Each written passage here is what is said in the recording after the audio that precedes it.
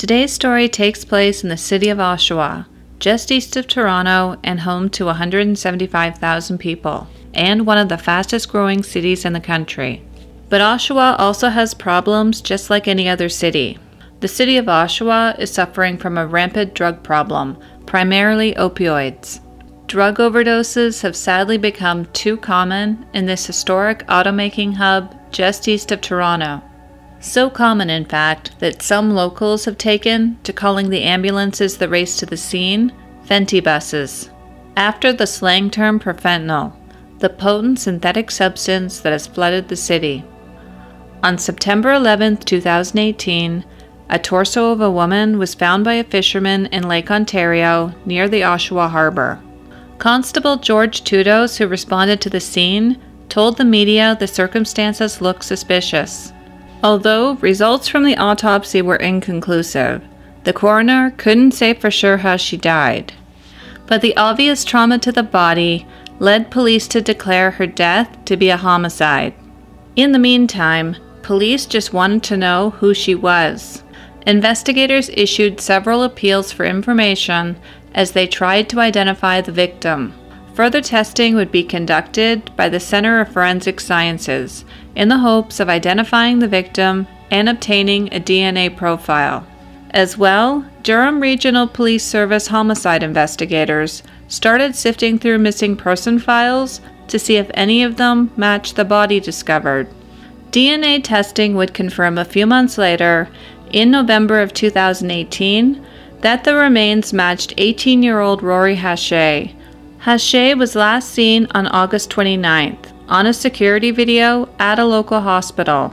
Her family immediately started searching for her and continued to search for her for months after her disappearance. They distributed nearly 1,000 flyers with her picture on it in the Oshawa downtown area.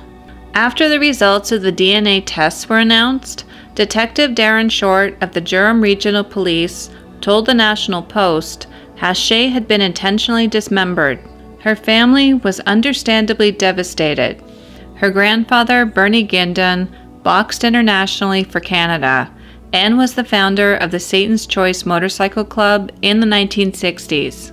In an interview with the media, her uncle, who was a Hells Angels biker, said that he could sense something was wrong with her the last time he saw her. But she seemed too afraid to talk to him when he hugged her one last time in late August. A few days later, Rori would vanish from Memorial Park in downtown Oshawa. Gindon said she seemed to feel cornered and afraid to even talk about what was going on in her life. She had lived with him and his family the previous year when he was under house arrest on drug charges.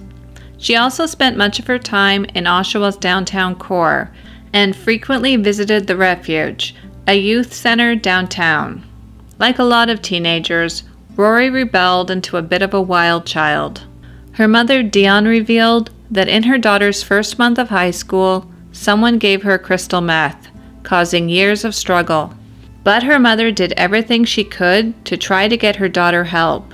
She even went so far as to report herself to the Children's Aid Society at one point, because she thought that was the only way she could get her daughter the help she needed.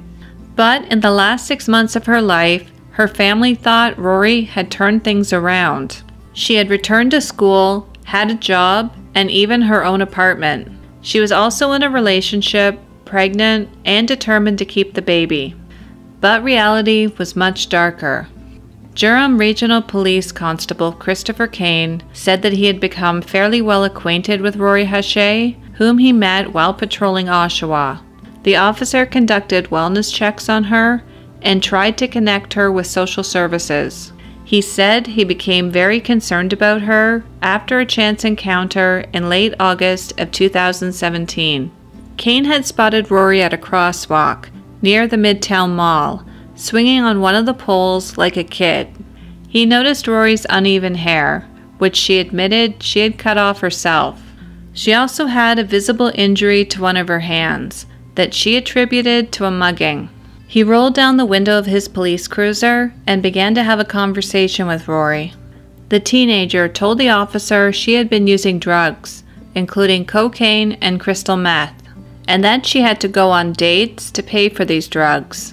Throughout her conversation, it was also revealed that Rori was camping out on the streets instead of her apartment because it was dirty, and she was concerned she would be forced to work there, providing sexual services. Chrissia Mildick, Rori's godmother, told Global News that the last time she had spoken to her on the phone was August 27th, and everything had been fine. But shortly afterwards, Chrissia realized that something was wrong when someone from the refuge contacted her and told her that he hadn't seen Rori in weeks, which was unusual for her as the center was her go-to. Months went by and the police didn't seem to be making much headway. They still had no idea who had killed Rori. There was no crime scene that they knew of yet, no murder weapon, and nothing that could link her body to a potential suspect. And then, a very weird 911 phone call came through to the Durham Regional Police Services from a plumber. Communications. Hi there, how are you? Good, you? Good, thanks. I'm a plumber and I'm on site for a job, and we're snaking a drain, and we've been pulling back. We probably pulled back about 10 pounds, 15 pounds of it looks like flesh type of stuff, meat, and we started to snake, and we've been working at it for 3-4 hours now, right? Oh, okay. And we can't get it clear, but we keep pulling back chunks of, whatever the hell it is. Jeremiah Wildeboer, a plumber who was called to a home on December 29, 2017, said that he and his coworker made a startling discovery that evening. Wildeboer was called to snake the drains after complaints were made from the upstairs tenants that the whole house was backing up. The plumbers started their work in the basement and said that the tenant was annoyingly hovering over him and his colleague, constantly asking the men questions in regards to what they thought the blockage was and how long they would be there. The plumbers began their work in the basement, in the apartment being rented by Adam Strong. The pair then went into the upstairs unit to try and remove the blockage there, after making little progress in Strong's apartment. Although he was asked not to do so, Strong followed the men upstairs and watched as they began to work in the bathroom. Quote, "This guy doesn't give up. He was really annoying us at this point and hovering quite a bit." And then the plumber began to remove a substance that was pink and coming out in strips, with hair attached to it. Strong apparently made several comments, including, quote, "That's so gross, what is it?" The plumbers filled several plastic grocery bags with this substance. Without saying anything to Strong, the men texted a picture of their discovery to their boss, who told them to pack up their tools and to not be obvious. The plumbers told Strong that they would be back the next day with larger equipment, and Strong seemed excited about this. After leaving, they called 911, and Constable Kevin Park of the Durham Regional Police responded to the call. Outside of the home, the plumber showed Park the garbage bag with what they described as a fleshy-like substance, maybe 13 to 14 inches long. 4 officers then went to the basement apartment, where a man who was Adam Strong opened the door. Constable Park said he asked the man what he was flushing down the toilet, and Strong told the officer, quote, "Okay, you got me. The gig's up. It's a body. If you want to recover the rest of her, it's in my freezer." When investigators randomly searched Strong's apartment, they found human remains, which turned out to be the rest of Rori Hache's body inside a large freezer in the man's bedroom. This was confirmed a week after the search, when police announced that a post-mortem had identified the remains as those of Rori Hache. Up until this point, police didn't have a clue who Adam Strong even was. He wasn't even on their radar until he was caught trying to flush Rori's remains down the drain. It wasn't good police work that ultimately caught him, just stupidity on his part. Not much is really known about Adam Strong, except that he had been known as that weirdly arrogant guy at the gas stations where he worked, and the movie sets where he was often employed as a flunky. On his Facebook page, he bragged about loving BDSM sex and scuba diving. There wasn't much of a personal nature in his tally of life. Along with the body parts in his freezer, the police also found an explosive device in his apartment that the bomb squad detonated safely in a controlled explosion.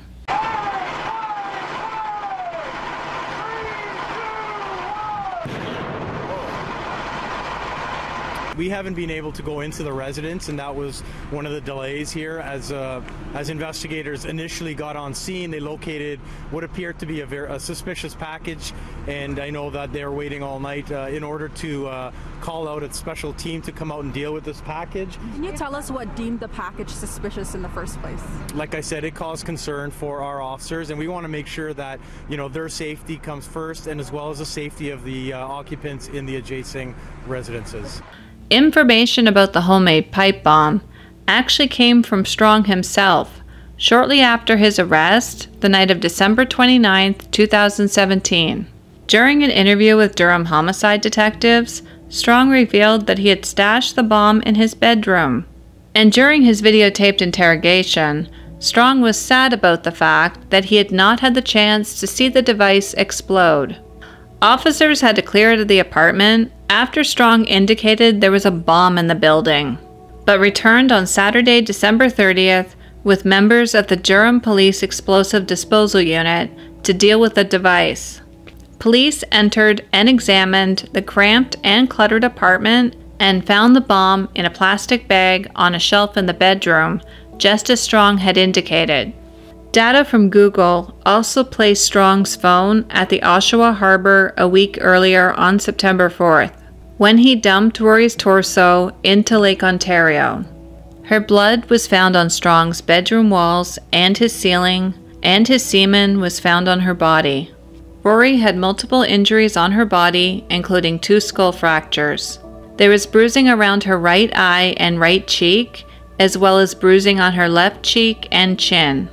But the coroner could not determine her cause of death, due to the state her remains were found in.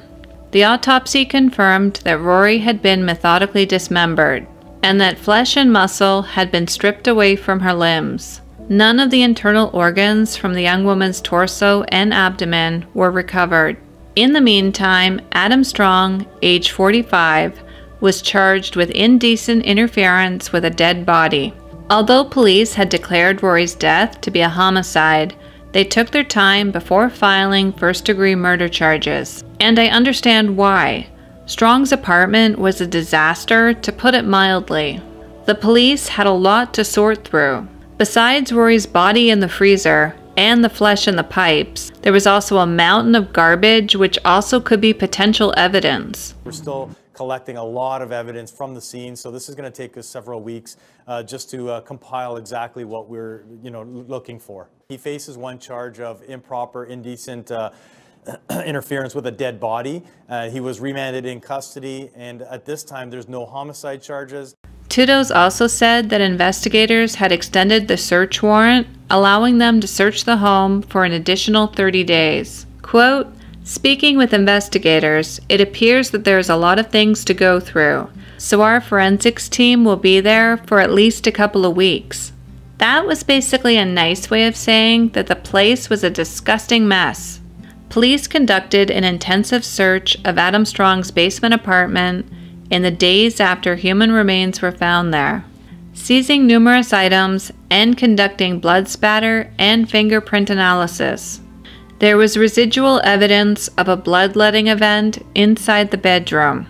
The blood spatter suggests that Rori was wearing her shoes at the time of her death, and that they were removed thereafter.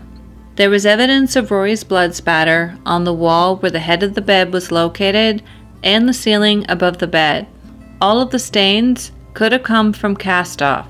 So many items were found in the McMillan Drive residence that the investigators had a storage pod dropped off at the site and required more space at the forensic unit's headquarters. Adam Strong's cluttered bedroom produced a treasure trove of potential evidence. One of the air mattresses with Rori's blood was found balled up near the chest freezer that contained her body parts. A second blood-stained mattress was found rolled in a ball near the washing machine in the laundry room.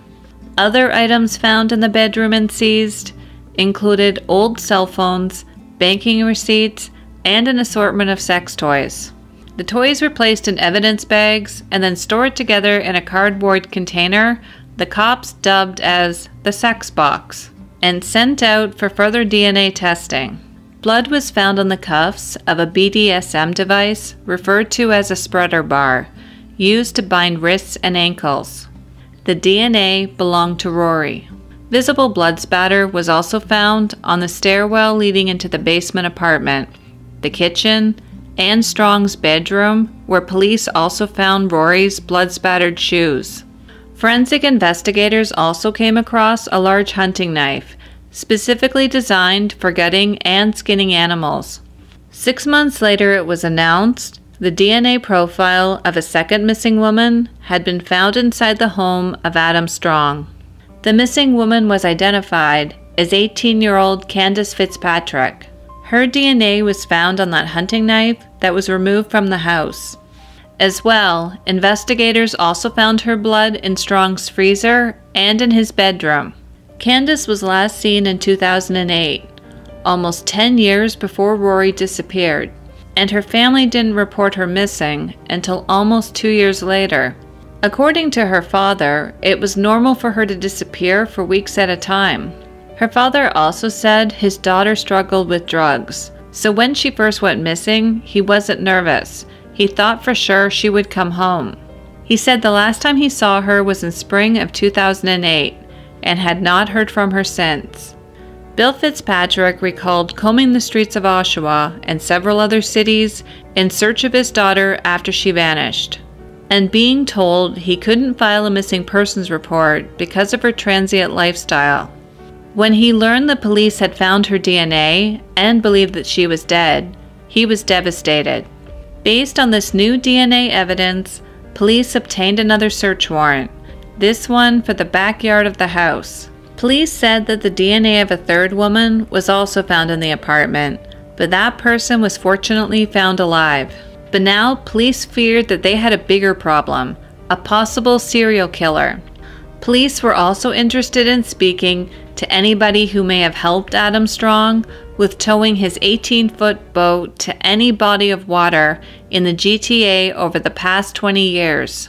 Finally, on November 8, 2018, Adam Strong was charged with first-degree murder in the deaths of Rori Hache and Candace Fitzpatrick, although it took another full 2 years of trial delays before the trial finally began on September 28, 2020. Adam Strong decided he had a better chance with a judge deciding the verdict over a jury. The Crown alleged that the 2 young women were killed either during a sexual assault or while they were being forcibly confined. And while the wheels of justice in Canada turned painfully slow, the girls' traumatized families had to endure Adam Strong's courtroom antics. He cracked jokes, he was smug, and he was completely oblivious to the pain he had caused. Strong even once complained in court, quote, "I was up all night. I want to go to bed. It's been a rough day." During the long months of testimony and pretrial motions, Adam Strong was nothing more than a cringe-inducing buffoon. So Adam, my name is Detective Short.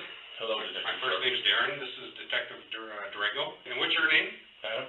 Last name? Strong. Strong, okay. As of right now, what I want to tell you is the charge you're going to be facing right now is indignity to a body. How did you know Rori? I'm not saying anything, I'm sorry.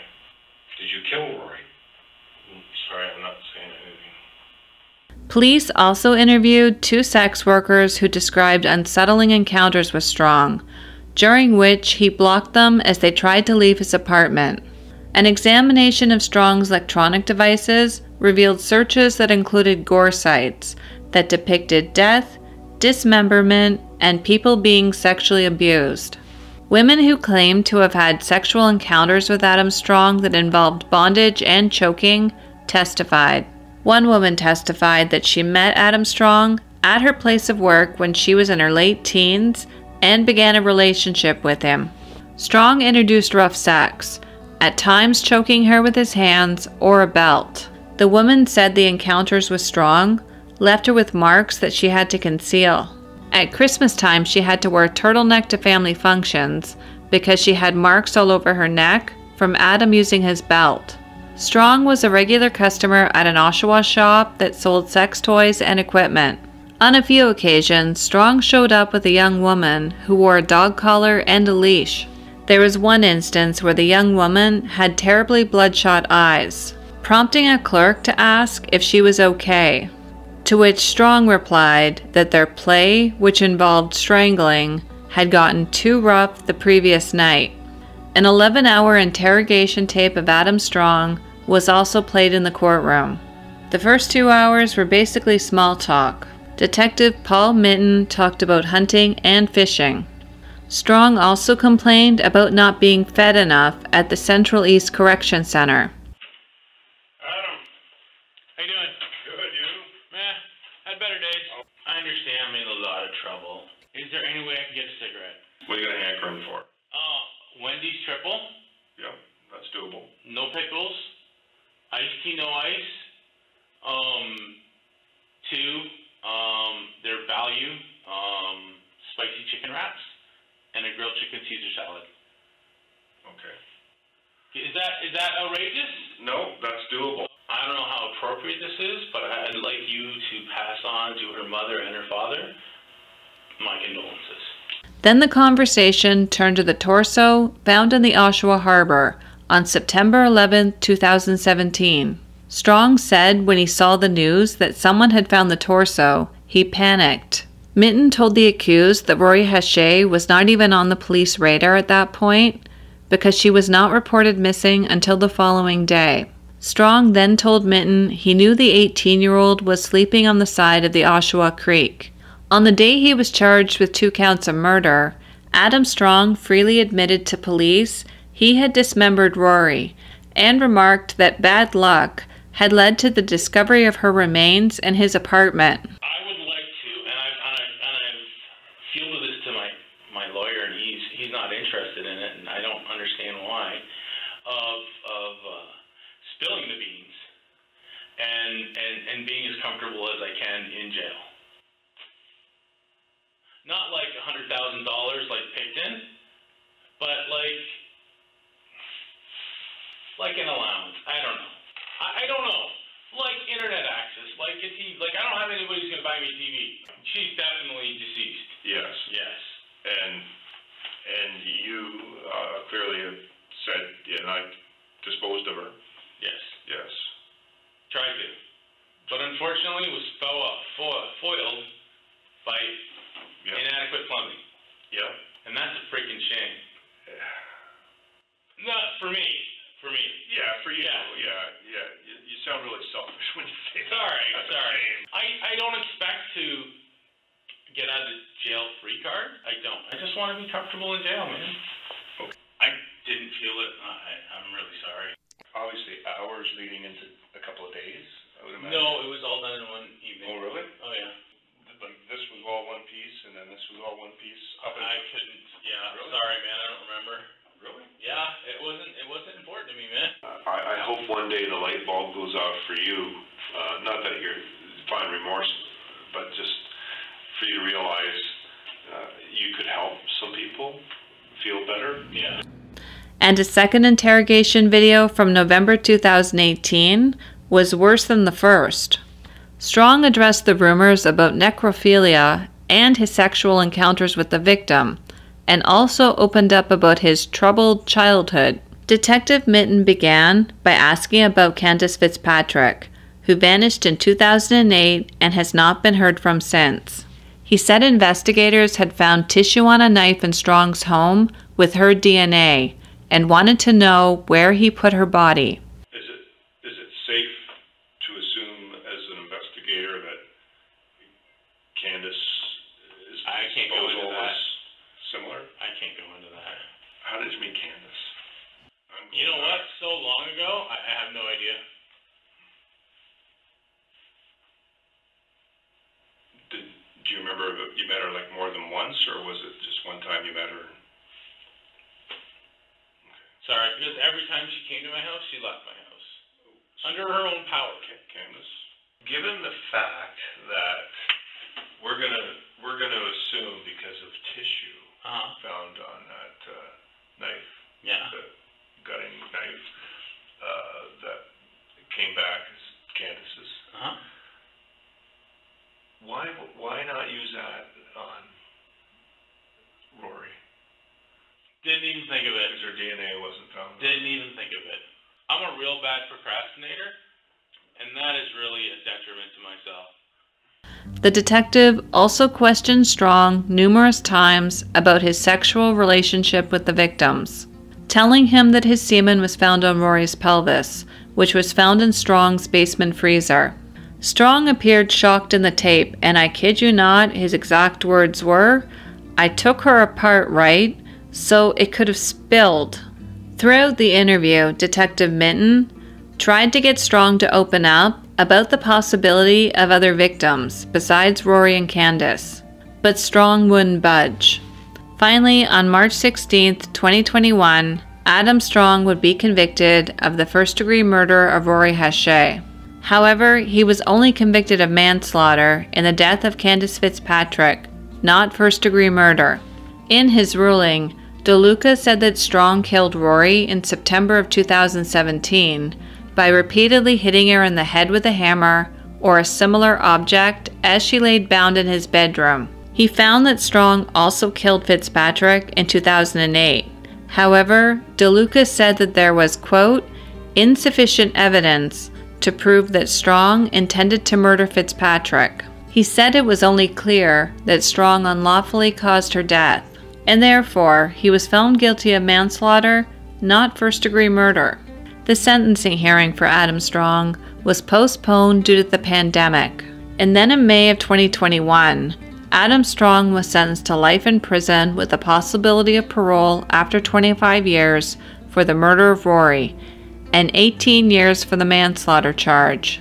Justice Joseph DeLuca called Strong a dangerous predator who not only destroyed two vulnerable lives, but destroyed those closest to them. Quote, "You may never be capable of feeling the damage you have caused. You will never be seen in public again. In time you will be forgotten, perhaps not by the families of the victims. You will neither be famous or infamous." DeLuca also ordered that Strong's DNA be submitted to the sex offender registry, and ordered that he have no contact with the families of the victims. After the sentence was handed down, there were cheers and clapping in both the courtroom and the overflow room where about a dozen friends and the media sat.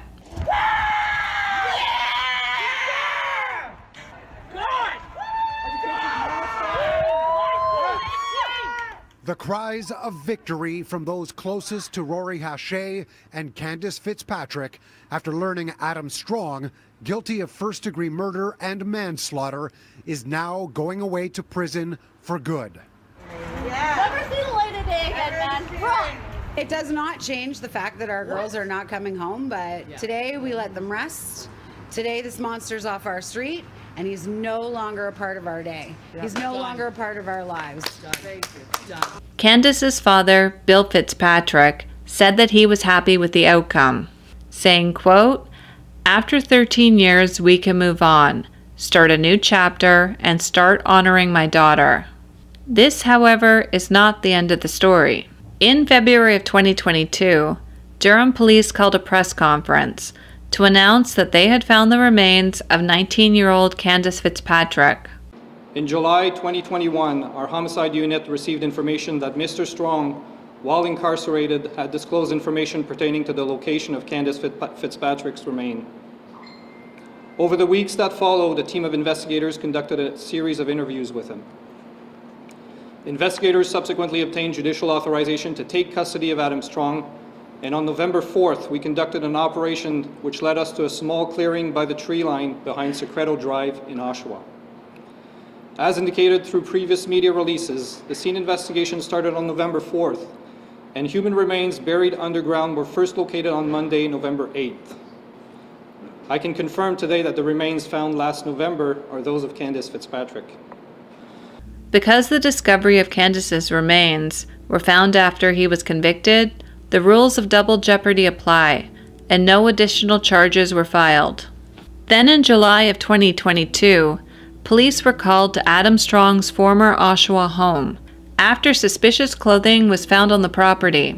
Forensic officers were dispatched and collected the evidence. Despite the suspicious items being found at the former home of a convicted killer, police said, quote, "There is nothing at this time to connect the items seized to any present or past investigations." Police also didn't say where exactly the items were located or how many items were collected. So that's where things are right now. Things just feel really unresolved. Police haven't said if he's being investigated for other cases, but it just seems really unlikely that he killed Candace and waited a whole 10 years before he killed again. His first parole hearing, if he's still alive, will be in 2042 when he is 73 years old. But first, he has to survive prison. Rori Hache's grandfather, Bernie Gindin, is a former high-ranking member of Satan's Choice and a one-time member of the Hells Angels. Quote, "You can't kill the granddaughter of somebody connected to the Hells Angels. It all gets down to that. You can't kill a biker's granddaughter and get away with it." Thank you so much for watching and taking the time to hang out with me today. If you enjoyed learning about this case, please be sure to like and subscribe. If there's a case you would like me to cover in a future video, let me know in the comments section down below. To support my channel, you can go to Buy Me a Coffee if you would like to donate. Thanks again, and I will see you next time.